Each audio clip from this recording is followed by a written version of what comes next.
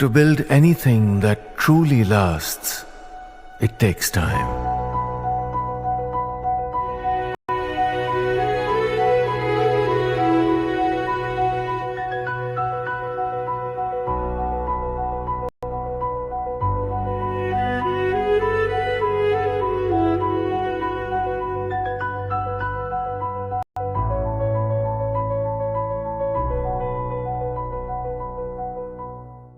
Breaking news coming in: a textbook controversy has erupted in Rajasthan after the education minister there has announced that the scrapping of a class 12 book that allegedly glorifies the Congress's prime ministers. He also alleged that while the book disproportionately glorified the Congress PMs, it omits the contribution of BJP stalwarts. The textbook is basically called Azadi ke baad ka Swarnim Bharat ka Itihas, and that has extensive text on Congress leaders, particularly Nehru Gandhi family. The book has been distributed in 20,000 government schools already, and the Congress has accused the BJP of trying to rewrite the history earlier and washing taxpayers' money. The minister has defended the decision, saying that children in the state cannot be taught wrong information just because the books have already been printed.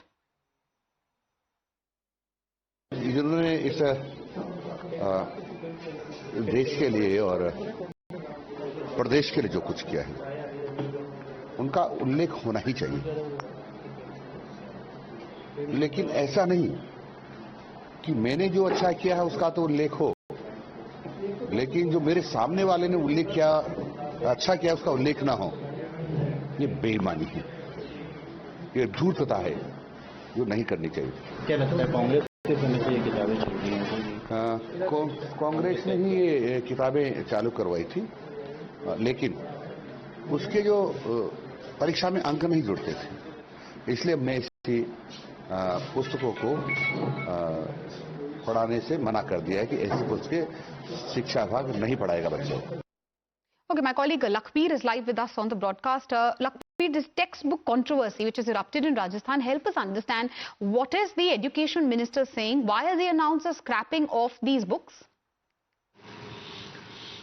जी बिल्कुल, देखिए राजस्थान में 12वीं कक्षा में जो ये history के students को पढ़ाई जाने वाली बुक है जिसका नाम है आज़ादी के बाद स्वर्णिम भारत, उसको लेकर भयंकर कंट्रोवर्सी हो रही है, क्योंकि बीजेपी के जो मंत्री हैं मदन दिलावर, वो ये कह रहे हैं कि काफी बेरुखा और साफ तौर पर भेदभाव वाली स्थिति है, क्योंकि इस बुक में सिर्फ कांग्रेस के नेताओं का और गांधी नेहरू परिवार का महिमा मंडन किया गया है, जबकि प्रधानमंत्री नरेंद्र मोदी के योगदान का जिक्र सिर्फ नहीं है। तो ऐसे में प्रधानमंत्री नरेंद्र मोदी ने जिस प्रकार से आजादी के बाद में भारत को नई ऊंचाइयों पर पहुंचाया है, वो स्टूडेंट्स को पढ़ने की आवश्यकता है, वो उनको पढ़ाना चाहिए, लेकिन साफ तौर पर भेदभावपूर्ण तरीके से कांग्रेस ने अपना सिलेबस बनाया था। ऐसे में वो अब बच्चों को नहीं पढ़ाया जाएगा।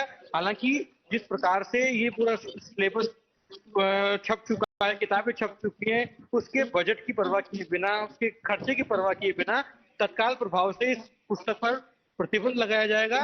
और जिस प्रकार से प्रधानमंत्री नरेंद्र मोदी और बीजेपी के नेताओं ने राष्ट्र निर्माण में अपना योगदान दिया है, उसको भी अब इस सिलेबस में मेंशन किया जाएगा। तो वहीं कांग्रेस पार्टी कह रही है कि बीजेपी का ये षड्यंत्र है, क्योंकि साफ तौर पर जिस तरीके से चाहे वो पंडित नेहरू हो, महात्मा गांधी हो, इंदिरा गांधी हो या फिर राजीव गांधी हो, उन्होंने जिस प्रकार से काम किया है, तो वो राष्ट्र निर्माण का काम किया था और उसको इतिहास के पन्नों से बीजेपी हटाना चाहती है। वो हम नहीं सहेंगे और ये तुगलकी फरमान राजस्थान में लागू नहीं करने देंगे। Right. So that is obviously the counter coming in from the BJP. Remember, viewers, the syllabus was prepared during the previous Congress regime. The textbooks were published by the Rajasthan State Textbook Board. Then the BJP now says they're going to review the decision. Congress hit back saying that they're going to take possibly action against the education minister as well. That's going to be one of our big focuses through the course of the day. As of now, we're slipping into a short commercial break.